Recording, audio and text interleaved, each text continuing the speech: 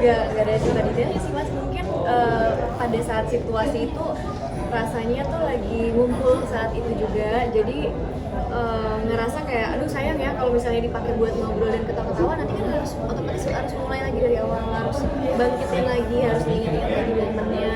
Jadi kayak aku tuh jaga itu supaya nantinya aku tuh nggak kerepotan pas kita udah mau mulai tip.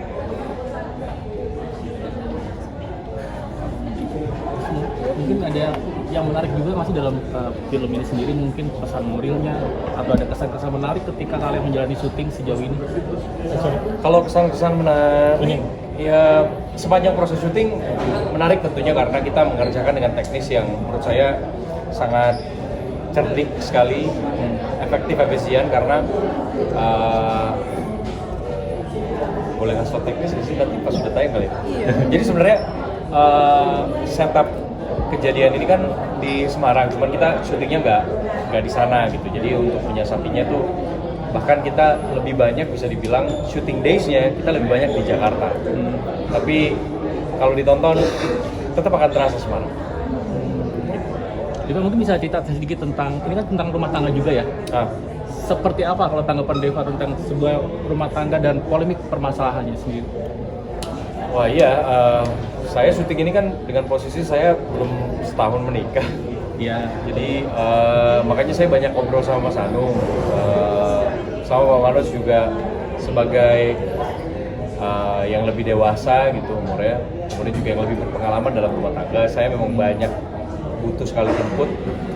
Tapi untuk hal-hal semacam ini pun, bahkan di kasus ini pun, Mas Anung sendiri juga bingung gitu karena dia juga bilang ke saya bahwa saya juga susah untuk memposisikan diri karena selingkuh dengan ipar tuh tidak pernah terpikirkan sama sekali gitu.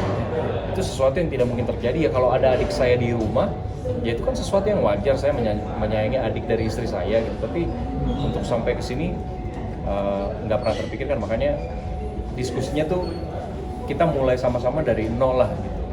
Bagaimana, apalagi saya ya, istri saya anak tunggal, saya jadinya nggak punya ipar, mau ngebayangin bingung juga. Jadi ya kebanyakan jadinya study case-nya dari kasus-kasus yang udah ada dan terlebih dan terutama dari sini, dari cerita ini sendiri gitu. Saya coba untuk bagaimana menempatkan diri di posisi Aris yang tidak tepat itu ya. Tidak tepat dalam hal? Tidak tepat dalam kelakuan lah. Ya. Oh gitu. Deva, tapi kalau ketika dalam kehidupan nyata, real dalam sebuah rumah tangga diaplikasikan lewat film, ada kesamaan nggak? Apa yang dialami oleh Deva sendiri? Apa ada pelajaran-pelajaran? Ada pelajaran juga nggak? Kalau ada pelajaran pasti ada ya, karena kalau untuk saya pribadi, terlepas dari bagaimana rumah tangga saya, kalau buat saya pribadi, saya bahkan baru tahu ada kalimat ipar adalah maut gitu, dan itu bukan hanya sebuah kata-kata biasa, tapi itu merupakan sesuatu yang tertulis di hadis gitu. Jadi kayak, wah, pertama itu saya diajari soal itu. Kemudian yang kedua, seperti yang tadi Mbak Eliza bilang bahwa kita orang Indonesia gitu, kita sangat welcome gitu ya sama, ya istilahnya gini, kita tiap ada masalah kan pasti menyelesaikannya kekeluargaan, bahkan dengan yang bukan keluarga gitu kan, kekeluargaan banget kita.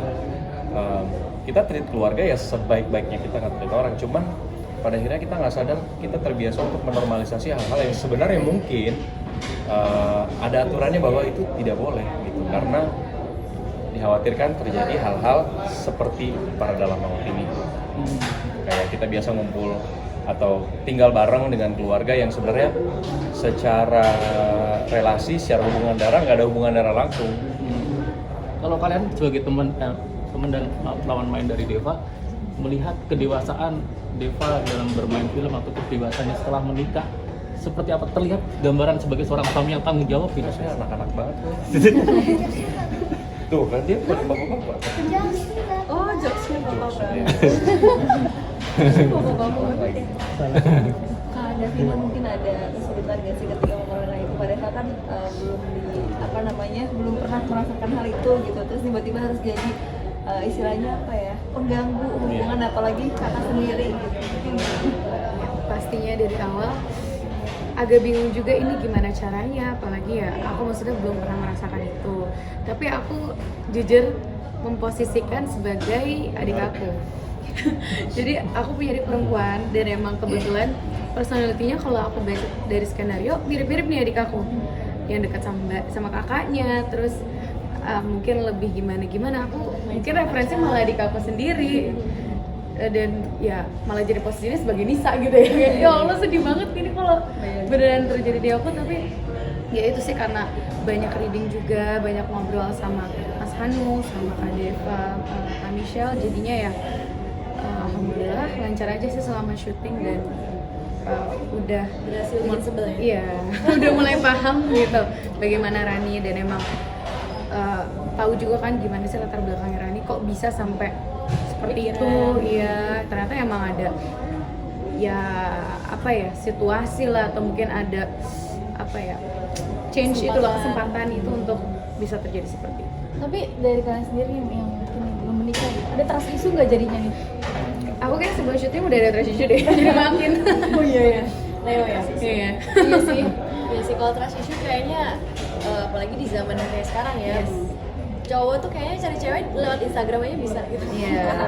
Banyak pilihan, jadi kalau trust issue malah semakin nih, malah bahkan yang kayak kita tahu pacar kita baik, kita sayangi, kita tahu dia nggak bakalan selingkuh, kita udah kenal dia lama, mungkin kalau dia terjepit di situasi-situasi tertentu seperti yang Aris rasakan, amit-amit bisa mengalami hal yang sama ya. Jadi aku rasa ya rezeki-rezekian sih kalau masalah itu. Kakak mungkin dalam melihat apa namanya soal percintaan gitu, kalau Michelle sendiri, kalau misalkan nyari cowok tuh yang harus yang gimana sih sebenarnya? Aduh, kalau nyari cowok harus yang kayak gimana, aku rasa terlalu berlebihan ya. Karena kayaknya rezeki-rezekian, mau dapetinnya baik banget pada saat proses pacaran juga sangat menyenangkan, belum pasti pas eksekusi setelah menikah jadi makin baik atau gimana. Jadi aku rasa kita tetap harus punya prinsip karakter buat diri kita sendiri dulu. Jadi kalau suatu saat nih laki-laki datang, ambil minusnya dulu deh, kira-kira kita mau toleransi nggak kekurangan-kekurangannya dia. Nah, jadi kebaikan dan karakter-karakter yang kita sukanya tadi sama dia, aku rasa itu cuma bonus ya, menurutku kayak gitu. Jadi sekarang nggak ada mau cari cowok karakter kayak apa, enggak sih. Selama cocok aja dan emang rezekinya ketemu, aku rasa itu udah dijalani sama Tuhan juga sih. Betul. Michelle kan terus banyak banget main film yang kayak romantis gitu, cinta-cintaan kayak sama Dini Sanggara dan lain-lain gitu. Tapi dalam real life sendiri, kalau misalkan soal percintaan banyak pertimbangannya nggak sih? Kayaknya percintaan di dunia itu tidak semudah seperti dan tidak seindah seperti yang di film deh. Cewek sederhana menemukan cowok kaya raya, baik hati, yang mencintai setengah mati, itu aku rasa sangat jarang. Ya kalau misalnya kita one of a kind, beruntung seberuntung itu ya bagus. Kalau enggak ya kita tetap harus punya prinsip yang tadi aku bilang, sebagai perempuan harus punya prinsip, jati diri kita yang paling penting dulu sih. Jadi mau keadaan akan tiba-tiba seperti apa, kita tetap kuat. Iya. Tapi kalau boleh tahu udah ada belum? Mbak Elis, ini keluarga yang dimaksud keluarga sendiri atau keluarga teman atau siapa ya? Keluarga apa ini? Yang ipar yang dimaksud ini siapa kak? Oh, itu keluarga followers sih. Jadi keluarga followers. Jadi Mbak Nisa itu adalah followers yang DM. Bukan imajinatif kak ya? Bukan dong, itu benar-benar kisah nyata, 100% kisah nyata. Jadi orangnya ada. Jadi Mbak Nisa awalnya tuh DM. Waktu itu malah aku bikin konten lain, pas aku baca DM dia itu kayak, aku pengen cepet-cepet ngelarin konten yang ini nih buat ngangkat ceritanya Mbak Nisa. Jadi benar-benar secepat itu, kayak selisih berapa hari langsung aku eksekusi bikin Domisili naskahnya. di kota mana boleh tahu kak? Kenapa? Domisilinya di kota mana? Mbak Nisa. Iya, dengan termasuk iparnya. Jawa lah. Jawa kan banyak ya? Iya, makanya itu. Ini mancing nih. Privacy. Jadi emang dari Jawa awal Pos. aku emang udah bener-bener yang Mbak Nisa setiap kali sampai sekarang pun, yang setiap kali dia tekankan ada jangan sampai ada yang tahu Mbak aku siapa, dia bener-bener gak mau muncul. Kita tinggalnya di mana, anakku sekolahnya di mana, Aris dulu kan dia udah resign ya, mungkin bisa jadi clue sih. Dulu kerjanya di mana, terus Rani sekarang di mana. Tapi kalau Rani boleh di-spill sih. Rani sekarang ada di Jakarta. Kisahnya berujung poligami kah atau apa mbak? Saya dong. Kisahnya berujung poligami atau apa sekarang kak? Enggak, Arisnya sama Mbak Nisa udah bisa. Jadi mereka sudah bisa, ya? waktu cerita itu aku angkat, mereka udah bisa. Oke, jadi mirip-mirip dengan layangan putus lah ya. Cuman hanya berbeda ini ipar gitu kan. Beda jauh. Iya, soalnya ada karakter yang bernama Aris. Oh iya, itu emang saya ambil sebenarnya dari Layang Putus karena nggak nyangka ini bakal viral. Jadi saya ambil nama itu dari Aris sama Raya gitu. Kalau Nisa, konten-konten sebelumnya emang pakai nama Nisa sih. Jadi Anissa. Jadi aslinya bukan nama Nisa ya kak? Bukan. Tapi namanya ya Islam juga sih. Bersabarlah kalian yang punya nama Aris ya. Kalau Arisnya sendiri gimana nih Kak? Kak Hah? Eva Kenapa tuh? berlakon sebagai Aris, suami idaman. Ini sebenarnya ada tulisannya kecil di bawah nih katanya. Nggak kelihatan. Udah Tulisannya kehapus, putih saya. terlalu sering dicuci soalnya. Berperan sebagai Aris ya. Ini tentunya sebuah karakter yang menantang karena sebelumnya saya nggak pernah ngambil karakter yang sekiranya bakal memancing kemarahan netizen. Dan ini pertama kali akhirnya saya memberanikan diri karena saya diyakinkan oleh Pak Manoj. Tadi kan ada pertanyaan, apakah Mas Anung adalah first choice untuk ini? Pak Manoj jawab. Nah, mungkin saya tambahkan, I wasn't the first choice for Aris. Jadi saya bukan pilihan pertama untuk karakter Aris. Saya masuk benar-benar last minute. Saya ketemu mereka di reading hanya beberapa hari sebelum syuting.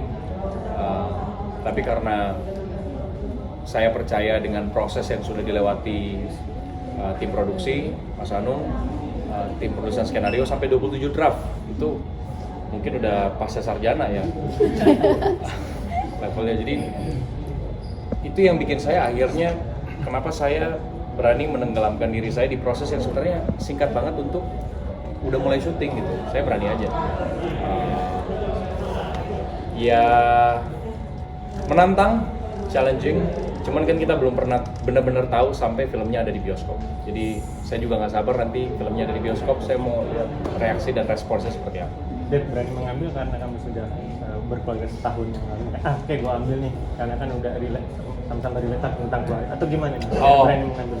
Berani ngambil karena sebenarnya kalau keputusan untuk berkarya, saya dan istri itu selalu punya ruang masing-masing gitu. Saya selalu berusaha untuk memberikan dia ruang seluas-luasnya, dia pun demikian ke saya. Jadi benar-benar pertimbangan untuk ngambil film ini atas dasar itu dia tadi. Saya melihat kerja kerasnya sampai 27 draft, saya nggak pernah ditawarin film. Pas saya lihat draftnya udah sampai draft 27, ini kayak, Pak, Bapak ngapain aja Pak? Sampai 27 gitu.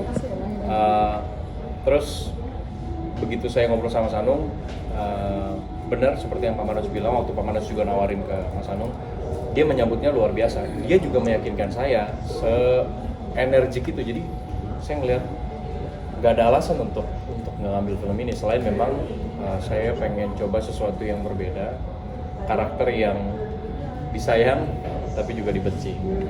Saat ngambil sharing ke istri? Pasti, gimana pasti. Respon dari itu kan? Respon dari istri, sebenarnya dia udah tahu bahwa karena waktu itu istri saya juga lagi ada produksi dengan MD Pictures, jadi dia memang tahu ini sedang berlangsung lah ya, proses produksi, pra-produksi film Pada Dalam Maut sedang berlangsung.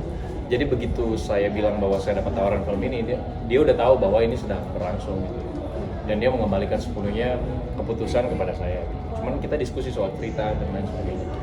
Tapi ada ketakutan nggak sih awalnya itu sampai kan maju mundur gitu kan atau enggak? Ada ketakutan nggak respon orang atau gimana sih takutnya Kak?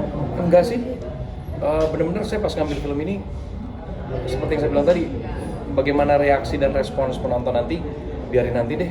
Yang penting karakternya ini bisa saya mainkan sebaik mungkin aja. Ditambah lagi Mas Anungnya juga energinya kayak yaitu kayak mahasiswa lagi bikin tugas akhir gitu ya. Jadi menggebu-gebu, meletup-letup, itu yang bikin bener banget nih dari awal gua terima tawaran film ini gitu. Karena terbayar semangatnya, kerja kerasnya.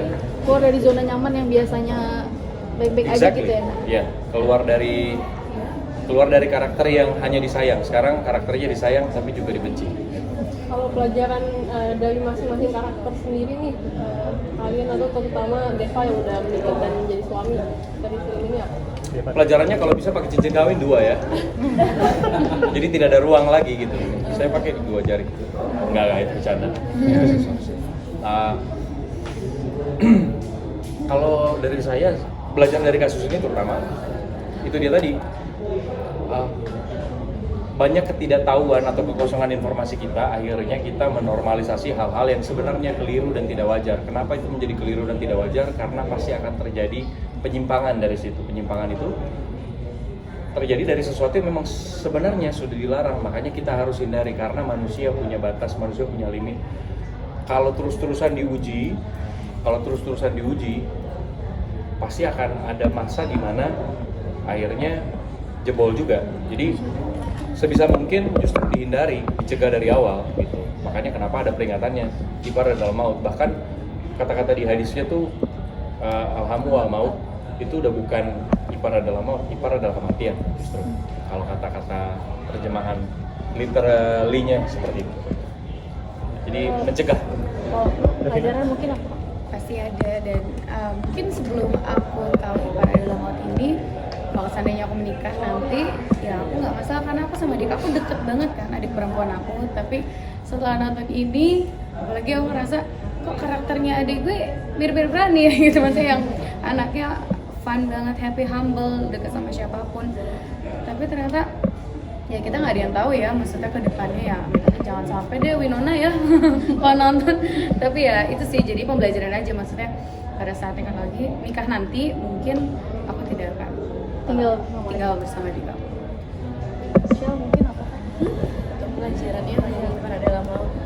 Pelajarannya mungkin jangan terlalu percaya ya. Maksudnya jangan kasih celah lah cowok-cowok ini. Banyak tuh. Enggak, maksudnya suami. Kalau suami tuh kayak jangan dikasih banyak waktu senggangnya sendiri dan nggak ngapa-ngapain di rumah, nggak ada yang nemenin, aku rasa ya. Emang kayak kita harus maksimal lah, bukan ke anak doang, udah bener-bener udah selesai lah waktu untuk diri kita, harus fokus untuk mereka, aku rasa gitu ya. Kayaknya aku juga belum tahu ya. Gitu aja sih. Pelajaran yang bisa diambil ya. Jadi menurut aku sih kayak seperti Michelle tadi bilang, perempuan tuh harus siap dengan takdir. Jadi sebaik apapun laki-laki, sesoleh apapun laki-laki, itu ternyata ada loh bisa ada cobaannya, jadi bisa kayak gitu.